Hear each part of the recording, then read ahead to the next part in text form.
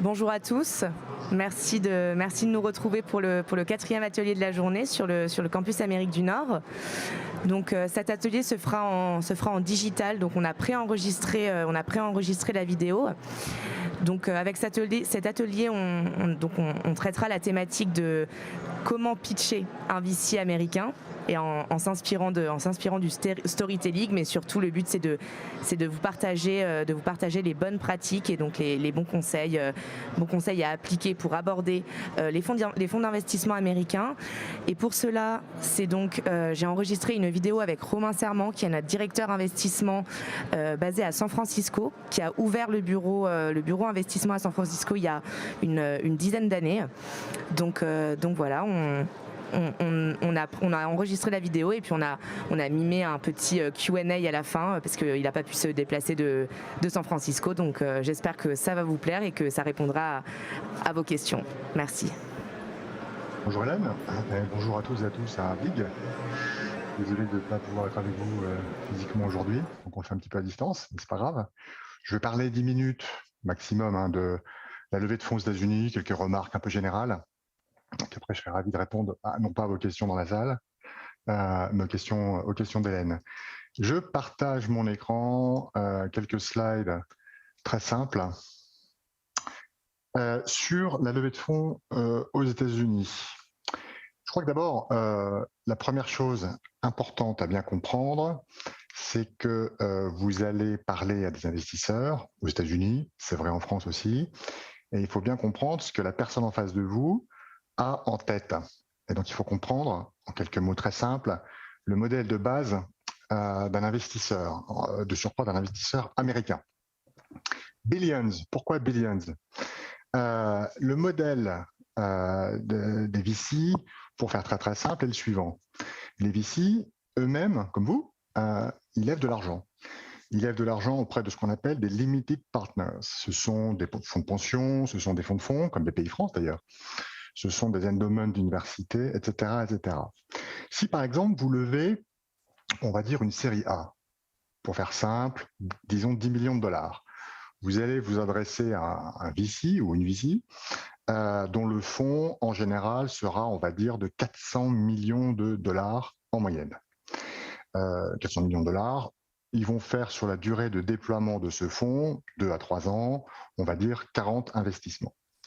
Dans mon exemple, 40 investissements de 10 millions de dollars chacun. Le problème du VC, c'est que ses propres investisseurs, les fonds de pension dont je parlais, les endowments, les fonds de fonds, ils attendent un rendement.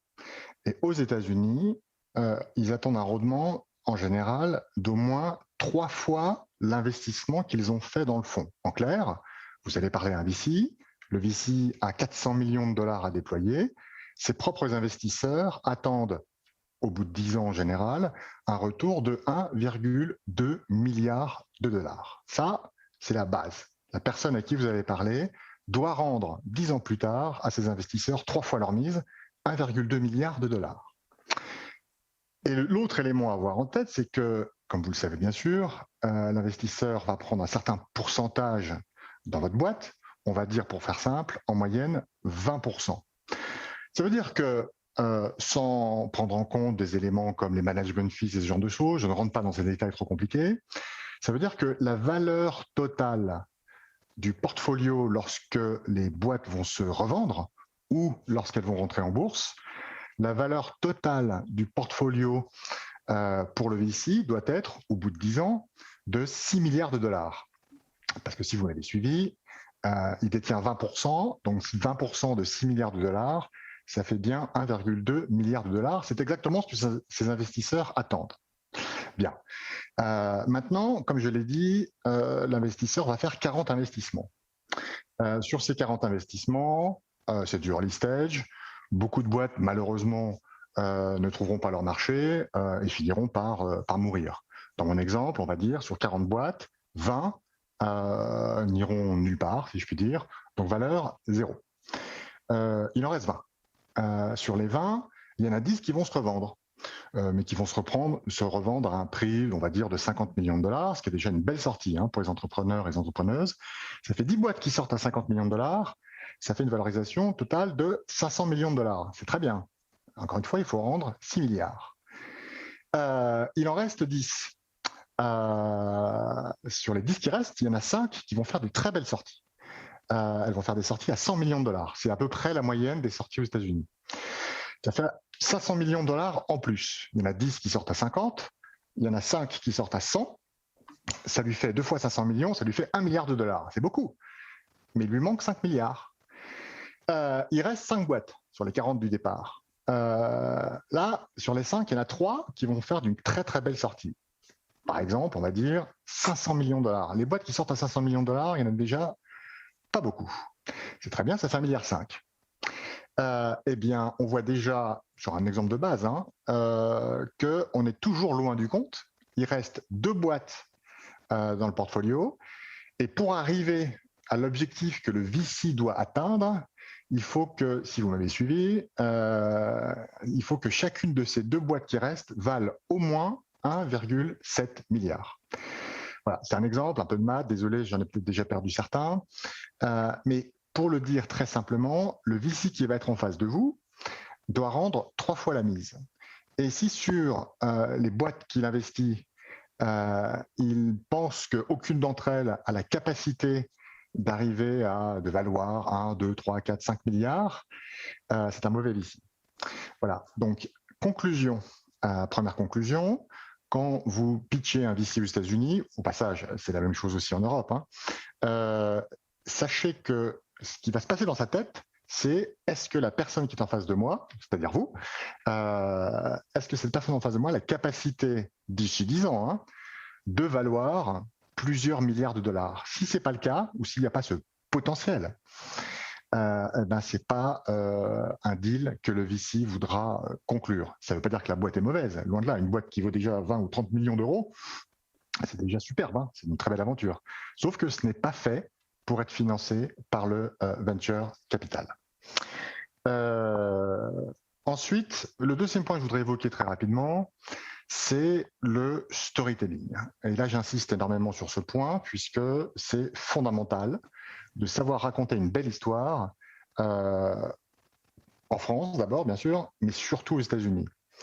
Il n'y a pas de distinction, selon moi, entre la Silicon Valley, New York ou tout autre écosystème aux États-Unis. Il n'y a pas de distinction entre le monde de la tech et le monde du cinéma. Au passage, vous, en tant qu'entrepreneur, entrepreneuse, vous êtes fondamentalement directeur du film, vous êtes un peu le Scorsese de la boîte. Le VC, lui, c'est le producteur. Votre équipe, c'est le casting. Il faut savoir raconter une belle histoire. En France, on a, j'avoue, un peu de mal. D'ailleurs, l'expression raconter des histoires, en français, ça veut dire mentir. C'est dire que le storytelling, malheureusement, n'est pas encore complètement intégré dans la culture française. C'est l'inverse aux États-Unis. Ce sont d'abord et avant tout des storytellers. Alors, raconter une histoire, ça veut dire quoi? Alors, il y a un canevas de base, très simpliste, mais que je souhaite évoquer très rapidement. Raconter une histoire, c'est toujours la même chose. C'est l'histoire d'un héros qui a un problème, qui rencontre un guide, qui lui donne un plan pour réussir. C'est un héros qui rencontre un problème, qui rencontre un guide. Le guide donne au héros un plan pour réussir.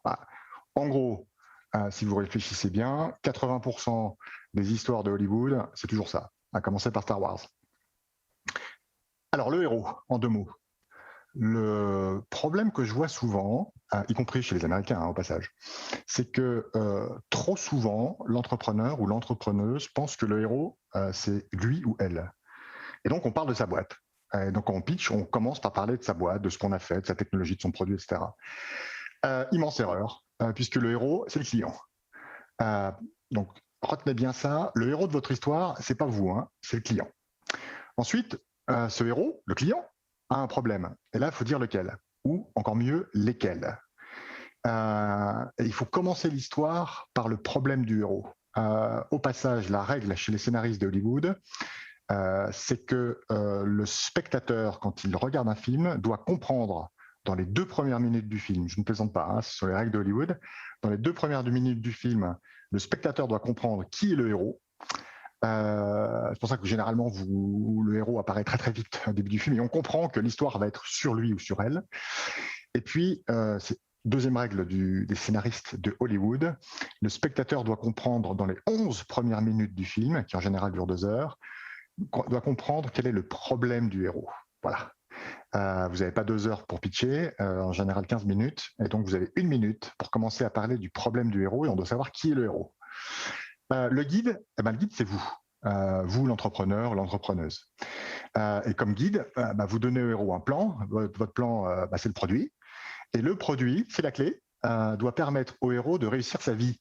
Et donc, il faut expliquer dans votre histoire, vous commencez par le problème, donc votre client a une vie épouvantable.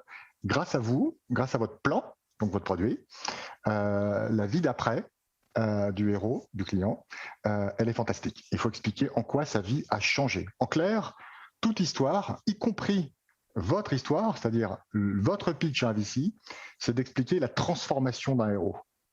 Hollywood est basé sur la transformation des héros. Au début de l'histoire, il est malheureux et célibataire. À la fin, il est heureux, marié, il a des enfants. Vous, c'est pareil. Au début, le client est malheureux et à la fin, il a une vie parfaitement heureuse. Un petit exemple très rapide. Ça, c'est Elon Musk. C'était il y a 3-4 ans, qui présente, il l'a fait en 15 minutes, un de ses nouveaux produits chez Tesla qui était la batterie, le fameux ou la fameuse battery pack. Voilà comment il a commencé son pitch. Je le répète, il présente une batterie électrique pour chez soi. C'est pour stocker l'énergie qui vient des piles d'énergie solaire sur les toits. Eh bien, il commence comme ça, avec une slide très simple. On ne voit pas de batterie, on ne voit pas de technologie, il parle de rien du tout. Il dit juste que la Terre est en train de mourir parce qu'on pollue comme des malades. Et donc, il a, dès le départ, posé le problème. Le problème, c'est que on pollue. Et tout son pitch et toute son histoire, ça va être sur la pollution. Comment régler le problème de la pollution? Voilà. Dernier point, et j'ai fini parce que je voulais être rapide.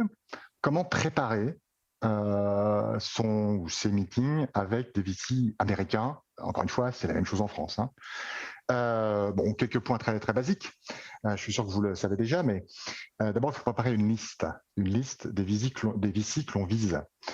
Il est évident qu'on va vouloir parler à des VC qui correspondent à votre stage, qui correspond à la maturité de votre boîte. Vous n'allez pas parler à un VC qui fait plutôt du seed et des séries A si vous levez 100 millions de dollars, ou inversement.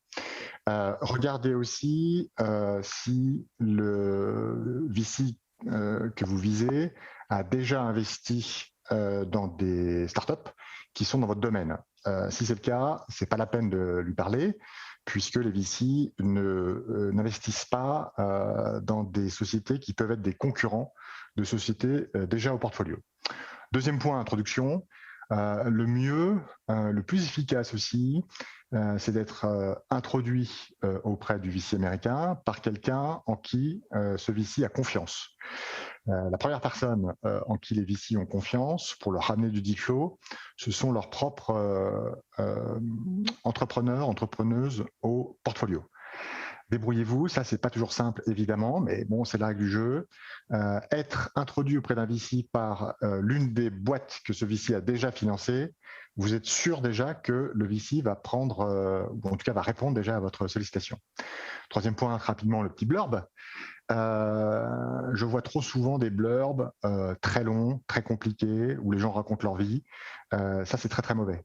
Un blurb à un VC doit être extrêmement court. Il doit se lire en moins de 30 secondes. 3 éléments dans le blurb. Ce que vous faites, pourquoi c'est excitant, et qu'est-ce que vous demandez. C'est tout. Le deck, évidemment. Pourquoi un deck, c'est important?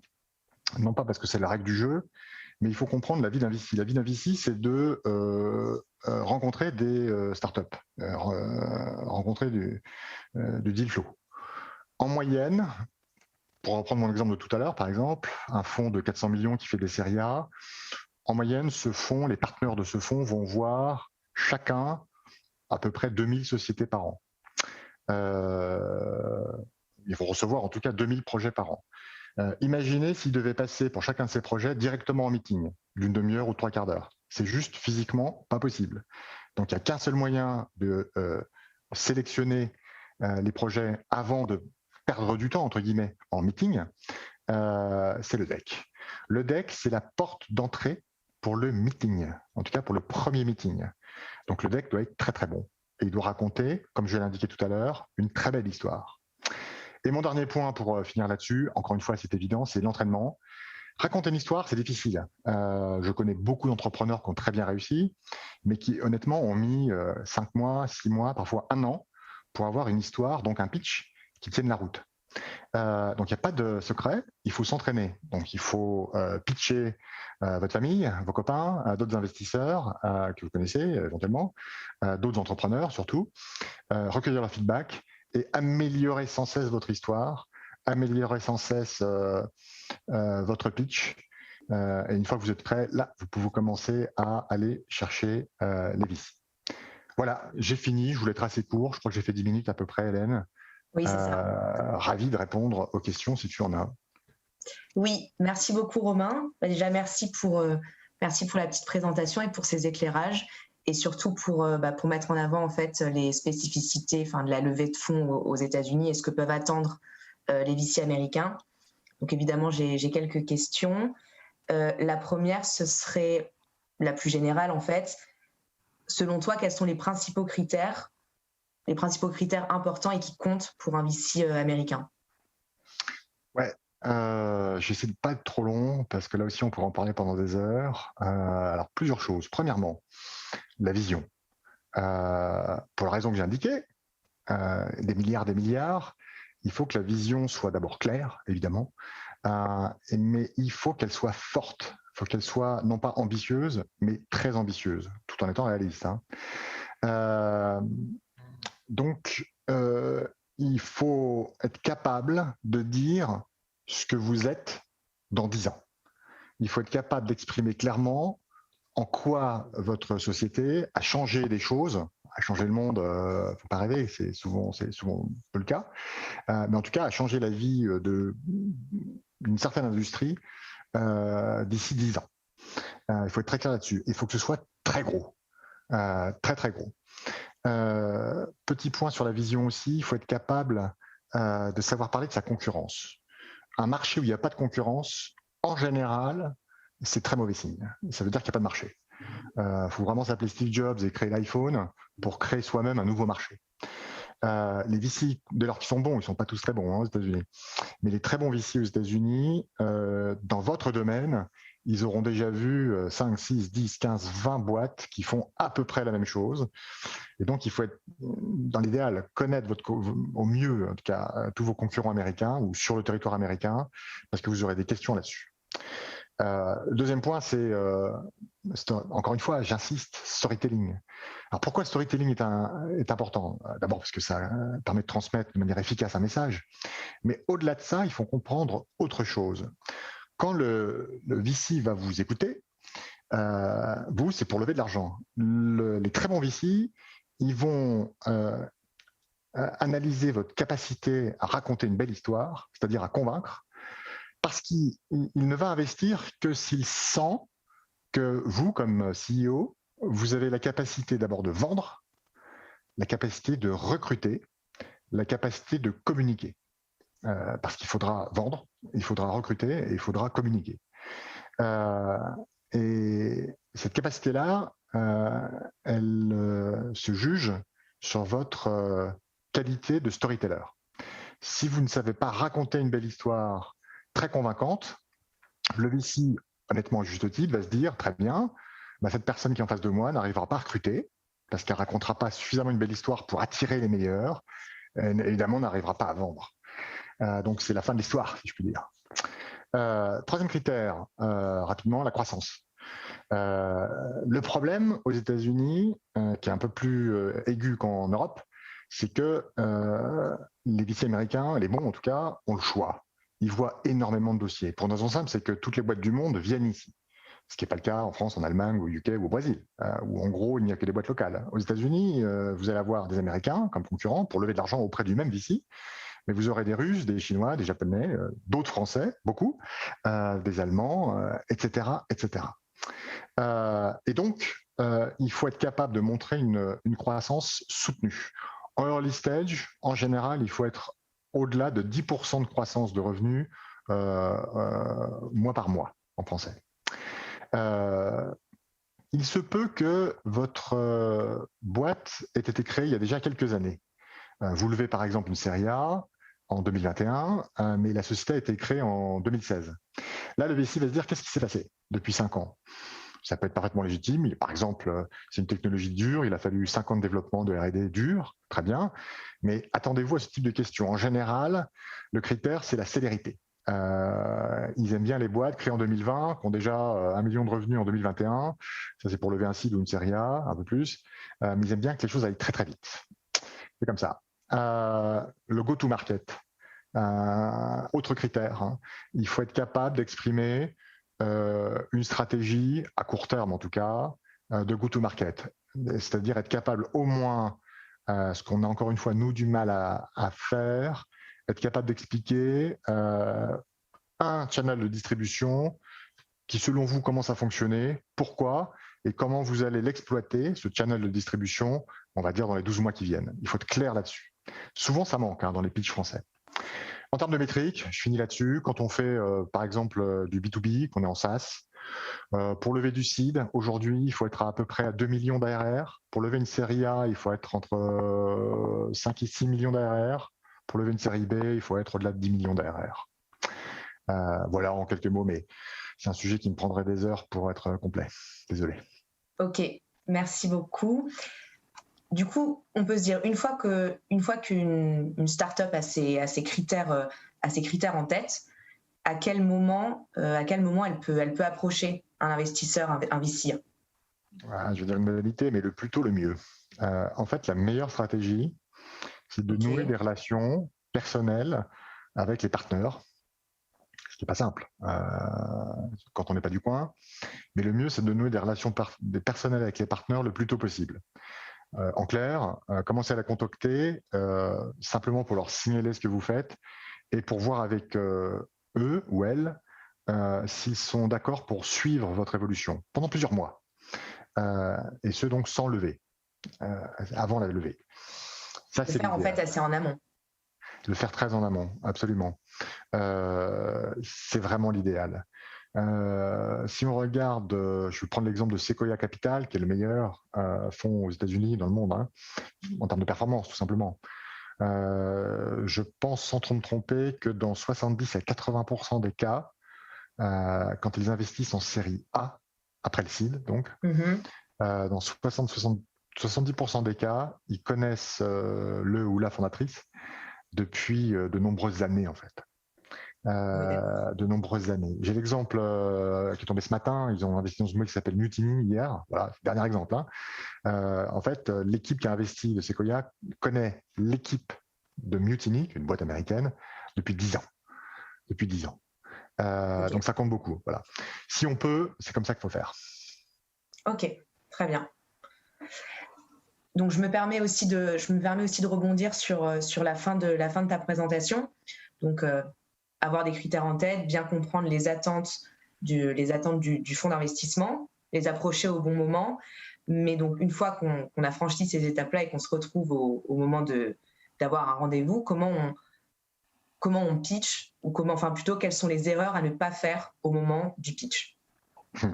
Là aussi, on n'a pas beaucoup de temps. Moi, j'en vois 3-4 à peu près. La première, je vais me répéter, mais c'est important parce que c'est la vérité. C'est le manque de storytelling. J'ai vu beaucoup de Français pitcher, pas que des Français au passage, mais j'ai vu beaucoup d'entrepreneurs français, d'entrepreneuses françaises pitcher. Le storytelling, c'est le gros défaut. On fait d'excellents produits, magnifiques, technologies fantastiques. Donc, il faut bosser un peu le storytelling. Alors là-dessus, 2 défauts essentiels.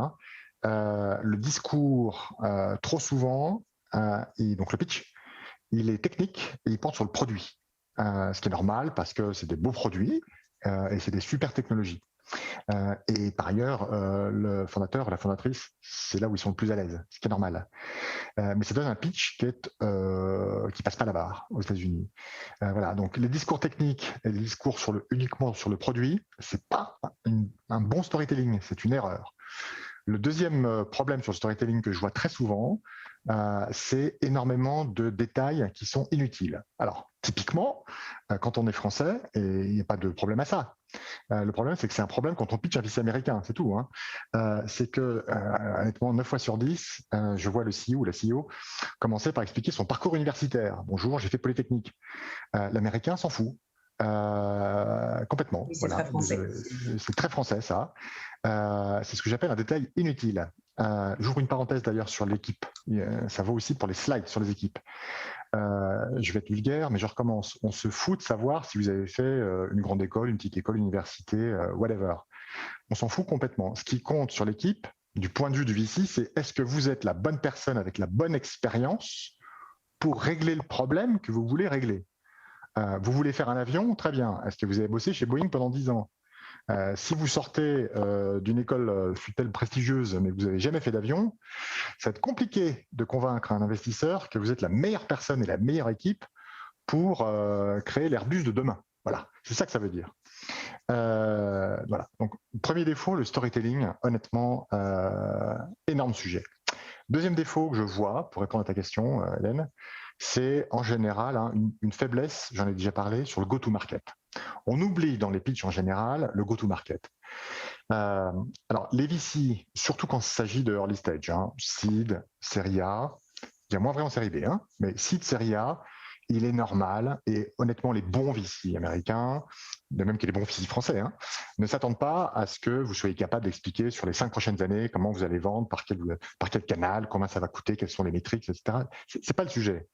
Le sujet, c'est d'avoir quand même une idée relativement précise de ce que vous allez faire à très court terme et pourquoi. Il faut aussi expliquer ce que vous avez fait, si vous avez fait des choses, bien sûr, si vous avez commencé à vendre le produit, même avec des métriques très faibles, ce qui est normal au début, très peu de traction, mais qu'est-ce que vous avez fait par le passé, pourquoi et quels sont les résultats? Ça a marché, ça n'a pas marché, voilà. Et enfin, la dernière erreur que je vois, de temps en temps quand même, ce sont des chiffres un petit peu hasardeux. Je prends un exemple. Souvent, on veut donner l'équivalent d'un business model. Et donc, on explique dans ces slides ou dans le pitch, voilà, aujourd'hui, je suis à 1 million de revenus et l'année prochaine, je serai à 10 millions de revenus. Très bien. Faire attention à ça parce que les très bons VC vont faire des calculs en 2 secondes. Je m'explique très brièvement. Vous vendez un produit 100 000 $ l'année. Et pour le vendre, c'est l'enterprise, il vous faut une force de vente, pour faire simple. Compte tenu de votre produit, compte tenu de votre marché, on va dire qu'un vendeur, il va closer, désolé de l'anglicisme, 4 comptes, 4 boîtes, 4 clients dans l'année. Si vous m'expliquez qu'en 1 an, vous serez à 10 millions d'euros de chiffre d'affaires pour un produit qui se vend 100 000, ça veut dire que vous avez 100 clients. Ça veut dire que vous devez avoir, pour y arriver, 25 vendeurs, dans mon exemple. L'année prochaine, alors, on sait que les vendeurs, il faut les former, il y a ce qu'on appelle le ramp-up, ça prend 6 mois, etc., etc. Mais si vous n'avez pas les 25 vendeurs, ce qui va être le cas en général quand on est en early stage, ou en tout cas dans mon exemple, votre chiffre que vous m'annoncez, les 10 millions de dollars l'année prochaine, c'est juste du grand n'importe quoi. Et le VC va vous défoncer là-dessus. Dans le meilleur des cas, il vous prendra pour un menteur ou une menteuse. Et dans le pire des cas, il va penser que vous ne maîtrisez pas vraiment votre sujet. Dans les 2 cas de figure, c'est pas bon. Voilà, c'est ça que j'appelle des chiffres hasardeux. On a tendance à vouloir gonfler les chiffres, à faire des projections de revenus exceptionnelles pour paraître gros, comme je l'ai dit tout à l'heure. Attention à ce que ce soit backé, en franglais, par une démonstration qui tienne quand même la route. Voilà. D'accord. C'est ça, en gros. C'est les questions que poseront le VC, en fait, en face de nous. Bien sûr, bien sûr. Et puis la concurrence. On est souvent faible sur la concurrence, dernier point pour aller vite. Comme je l'ai dit tout à l'heure, il faut être capable, vous aurez des concurrents et honnêtement, c'est une bonne chose. Sinon, ça veut dire qu'il n'y a pas de marché en général. En revanche, il faut être capable d'expliquer au VC en quoi vous êtes différent de la concurrence, précisément, et en quoi votre approche, votre angle d'attaque du marché ou du problème, c'est selon vous, évidemment, la meilleure approche. Voilà, il faut être capable de faire ça. Donc, attention aussi à votre capacité à analyser vos concurrents. Ok, mais du coup à l'inverse, est-ce que tu as des bonnes pratiques ou des éléments qui fonctionnent pour un très bon pitch? Oui, alors encore une fois, c'est très difficile. Les règles, je les ai expliquées, c'est simple sur le papier. Appliquer, c'est compliqué. il faut commencer, je pense, par rédiger et travailler sans cesse. Ça peut prendre plusieurs mois, très honnêtement, hein, plusieurs mois. Les grandes lignes de votre histoire, un paragraphe, 6 lignes, 5 lignes. C'est quoi l'histoire de votre héros qui a un problème, etc., etc. Et c'est quoi sa vie d'après? Ça, c'est compliqué, mais il faut commencer par ça. Et ne pas commencer à faire des slides autour de ça tant que votre histoire ne tient pas la route. Donc, il faut préparer d'abord l'histoire, 5-6 paragraphes, 30 secondes de pitch donc, et la tester auprès des gens, si possible auprès d'enfants de 5 ans. Si un enfant de 5 ans ne comprend pas votre histoire, c'est qu'elle n'est pas bonne. Je plaisante pas. Préparer notre vision, en fait. En général, moi j'ai des pitchs qui parlent d'algorithmie, très bien. C'est incompréhensible pour un VC, même s'il fait de l'algorithmie. Il ne sait pas ce qu'il cherche. Au passage, c'est pas un algorithme que vous allez vendre à un client. Vous vendez à un client la fin de son désespoir. Voilà. Ce qui compte, c'est pas ce que vous vendez, c'est ce pourquoi vous vendez. Donc, commencez par l'histoire dans cette très grande ligne. Ensuite, il faut travailler les phrases clés. Un pitch, ayez bien ça en tête. Ce qui compte, c'est pas ce que le VC va retenir dans les 5 minutes. Ce qui compte, c'est ce que le VC va retenir de vous le lendemain soir. Et donc, il faut penser à ça. Imaginez le VC que vous rencontrez, il rencontre des copains pour l'apéritif le lendemain soir. Ses copains lui demandent, alors, est-ce que tu as vu des belles boîtes récemment? Il doit dire, oui, j'ai vu cette boîte. Et il doit dire en une phrase de quoi il s'agit. C'est-à-dire qu'il faut qu'il retienne de quoi il s'agit. Votre pitch, il doit être designé pour que le lendemain soir, le VC soit capable en une seule phrase d'expliquer pourquoi votre boîte est fantastique. C'est ça l'objectif du pitch, rien d'autre. Et donc il faut des catchphrases en anglais. En français, je ne sais pas le dire, je suis désolé. Donc il faut travailler les catchphrases. Voilà, un discours impactant. Vous vous souvenez de la slide d'Elon Musk où on voit de la fumée en fait d'usine, ça pollue. Il y a écrit "This is real". Voilà, 3 mots. Voilà. Ensuite, dernier point, quand vous allez développer chaque élément de votre histoire, vous allez développer le problème, les problèmes que rencontre votre client, vous allez développer en quoi votre solution répond au problème, vous allez développer la vie d'après du client, qu'est-ce qui a changé dans la vie du client, du héros de l'histoire. Donc une fois que vous avez développé ça, c'est normal, parce qu'après il faut faire des slides, et puis il faut développer un peu son pitch. Et une fois que vous avez développé ça, vous reprenez l'ensemble et vous coupez tout ce qui est inutile. Il faut raccourcir à nouveau. En France, souvent, les Français ont tendance à vouloir, c'est notre côté ingénieur en fait, c'est très bien, mais à vouloir rentrer dans les détails là où c'est pas nécessaire. Un premier meeting avec un VC, ça va être que des généralités.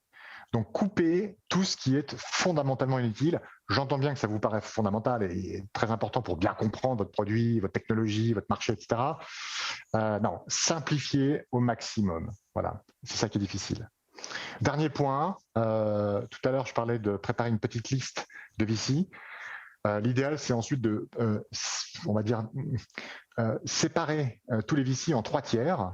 Le premier tiers, c'est ceux que vous voulez vraiment avoir. Le deuxième tiers, si vous les avez, vous êtes absolument content.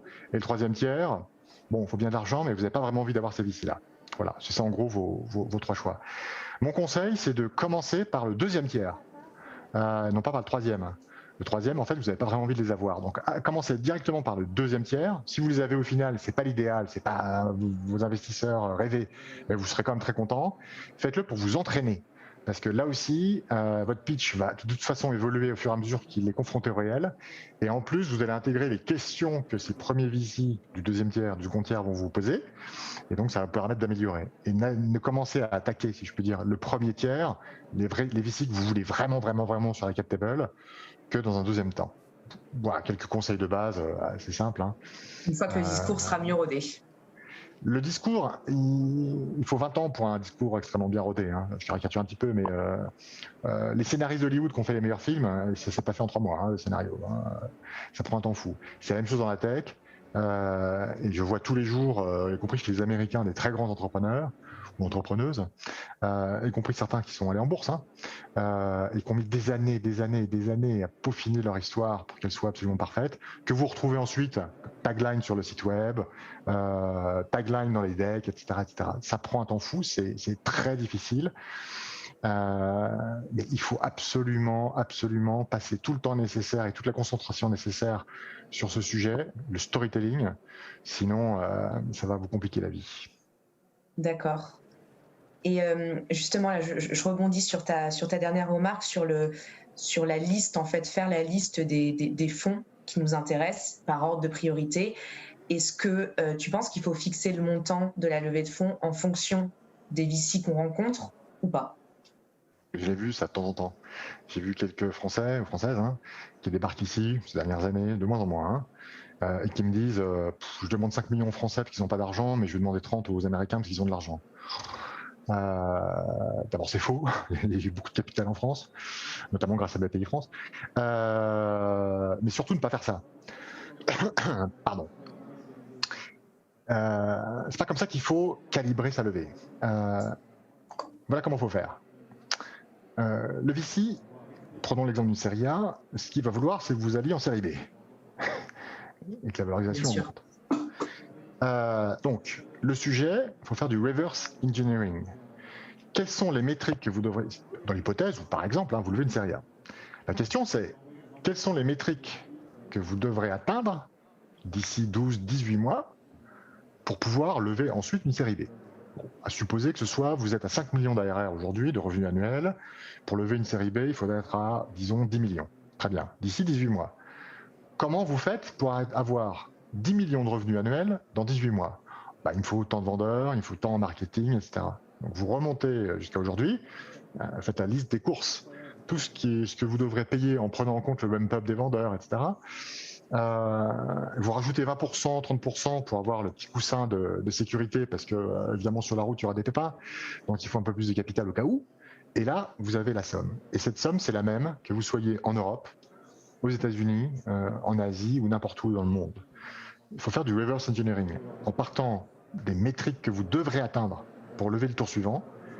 Ensuite, vous calculez les moyens nécessaires, les ressources que vous devrez déployer pour atteindre ces métriques. Et là, on en déduit le montant à lever. Et c'est votre montant unique que vous allez pitcher à tout le monde. Ok. Voilà, c'est la fin de la vidéo qu'on avait enregistrée avec Romain. Donc bon, il n'a pas pu se déplacer ici, mais j'espère que les questions qu'on avait préparées et qu'on a posées ont pu vous servir et ont pu répondre aux questions que vous posiez. En tout cas, la vidéo sera en replay sur le site de Big et sur YouTube. Donc n'hésitez pas à aller regarder si vous le souhaitez. Et voilà, merci beaucoup de nous avoir rejoints pour cet atelier.